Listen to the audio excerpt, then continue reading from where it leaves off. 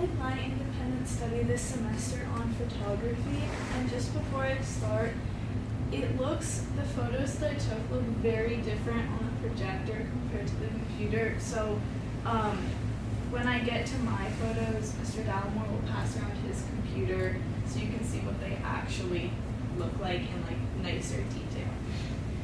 Okay, first, why I chose photography. I've loved photography since I was little, taking photos on my phone or my iPad, depending on how old I was.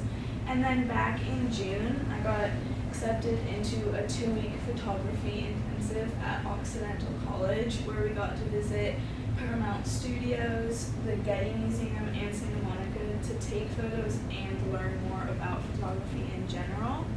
And then after that, just before the school year began, I bought my own camera. It is a Canon 60D, and I also use the editing software Lightroom and Lightroom Classic. Just a little bit of history about photography. The first camera is the heliograph, created by Joseph Nicephore Niepce in 1826. And basically, it used a process called heliography, where it would take 8 hours to a few days to take one photo, and you could not touch the camera, you could not have, it needed to be a photo of something still because it needed such a long exposure to be taken.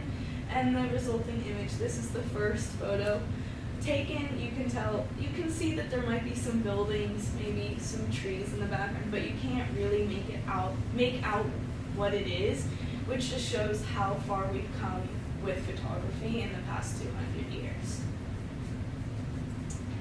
A little bit about camera settings. So first we have aperture, which is the opening in the lens that allows light to hit the sensor. The lower aperture you have, the more light will come into your sensor, which allows for a brighter picture. And then when you have a higher aperture, it allows less light into your sensor and creates a darker picture. Similar but a little bit different, ISO is the sensitivity of your sensor. So a lower ISO is less sensitive, the photo will turn out darker. So if you're taking a photo in a really dark area, you can bring it up a little bit. But with ISO especially, you need to be very careful, because as you bring it up higher, it will brighten the photo, but it'll also make it extremely grainy. So usually I try my best not to touch the ISO when I'm taking photos, but you have to make sure you're working with aperture and ISO together to create the best photo possible. And then lastly, we have shutter speed, which is the duration of time your camera shutter's open. So when you have a faster shutter speed, you will have less time open, and it's used for capturing, especially in action or animal photography, capturing a specific moment in time. And when you have a slower shutter speed, you will have more blur, which is an artistic choice.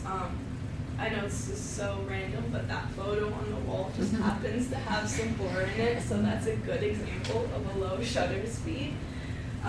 Yeah, and you have to always make sure to work the three things together depending on where your setting is. So first I'll show you some photos of my street photography. This first photo was taken at Venice Beach in LA, and I needed to use a very fast shutter speed, of course, to capture someone midair. It was probably 1/1000th of a second, or maybe even faster than that. Just take a second. Anybody wants to take a look at it? Oh, see it over there? Yeah. Feel free to slide it back. It's a lot better. It's amazing. Yeah.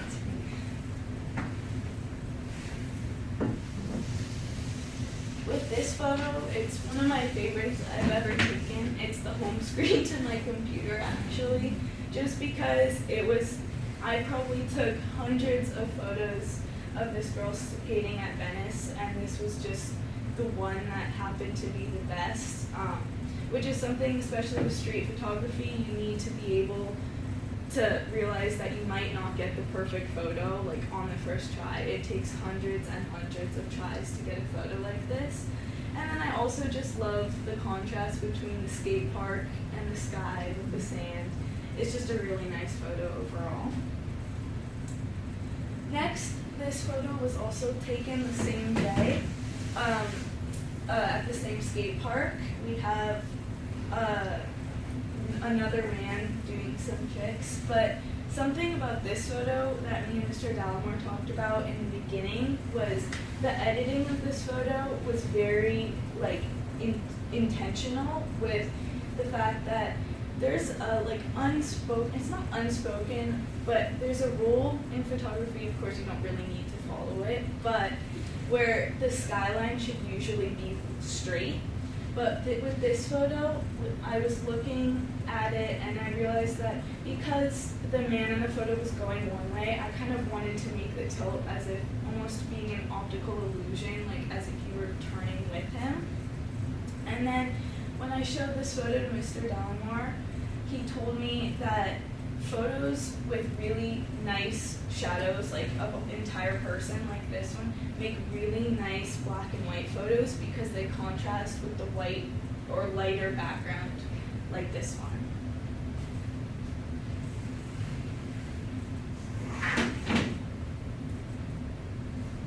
Next, there's this photo. This is also taken at Venice Beach. But this photo actually really highlights the use of AI in photography. I don't know if you could notice, but right about in this section of the photo, there used to be a huge cinder block there. But with the use of AI and in editing, I was able to remove it in maybe 5 minutes or less because it helped me generate a background of grass and the sidewalk that matched the original photo, where before we might not have even been able to edit it, or it would take hours to days to match all of that and bring samples from this side over here to try and get a natural looking pattern. But I also really wanted that center block on because it allows you to focus on the man and his guitar on its own. So yeah.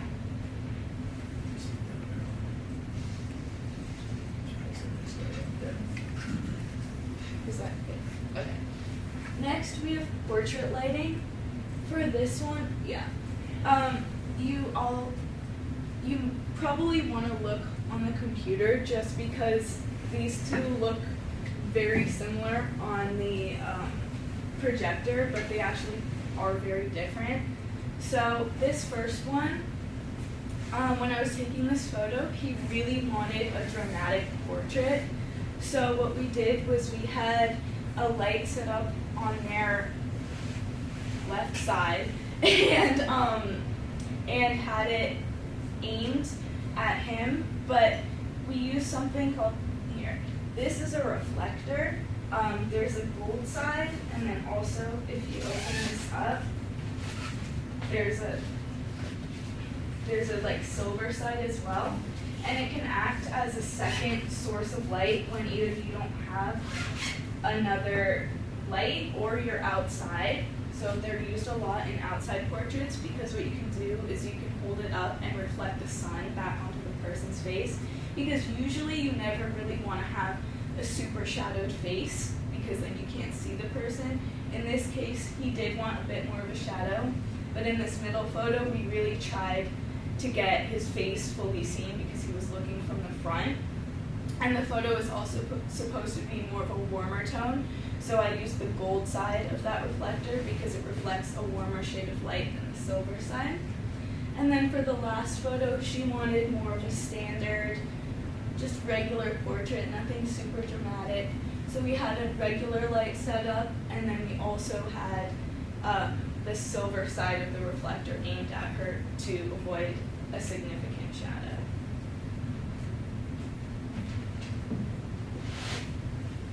Lastly, we have nature photography. So something I love, something I love about nature photography is like whatever you get, you can't pose nature, obviously, And as I was walking, this was taken over fall break, also in Venice, but is that things just randomly happen. I didn't plan for these birds to be standing there, and the lighting was so perfect that it really highlighted the white in the birds, and it contrasts with the dark blue, and also the ripples in the water just make a really nice photo, which is, I think, so important, because when you take a photo, you need to know what you want to see when you get the photo. And so I have so many photos. In this independent study, I've probably taken over 5,000 photos, maybe more, but so many of them don't really have something to look at. So when it's photos like this, where you can really zoom in and see like what the purpose is with the contrast, it makes the photos even better. Like, it makes it worthwhile almost.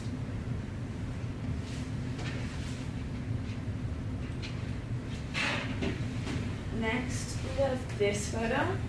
Very similar to the one before. You can't pose nature, and this bird was just so lovely posed on the edge of that dock, almost looking out, which I really, really love.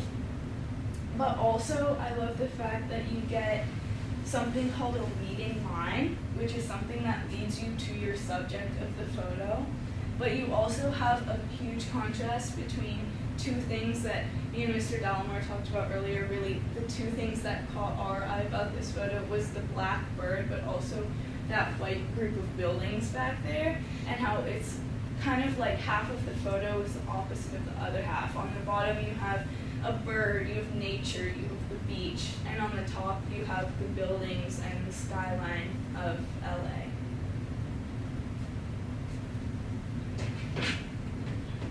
And on the other side of nature photography, you also have flowers, which I think might be my favorite thing to take photos of, because they're just so detailed. And when you look at a flower, you can see some of the detail, but a camera really just captures it so nicely. And this photo, I was very intentional about how I cropped it. There used to be a lot of flowers around it, but I thought that having one flower to focus and really let your eye assess the detail of just each flower petal made it more worthwhile to look at, because then you can really see the bright yellow flower, the dark background, and then each petal by itself.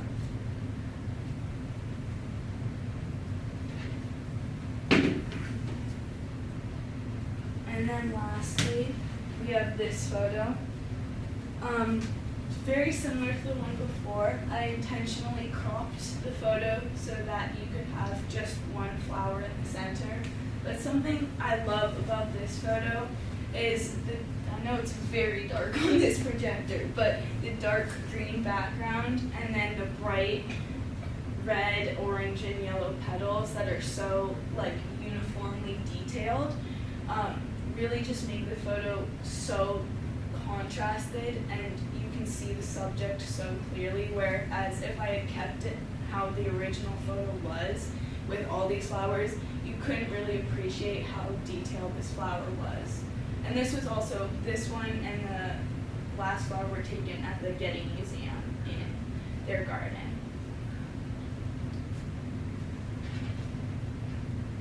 And lastly, how I'm going to use this independent study in the future.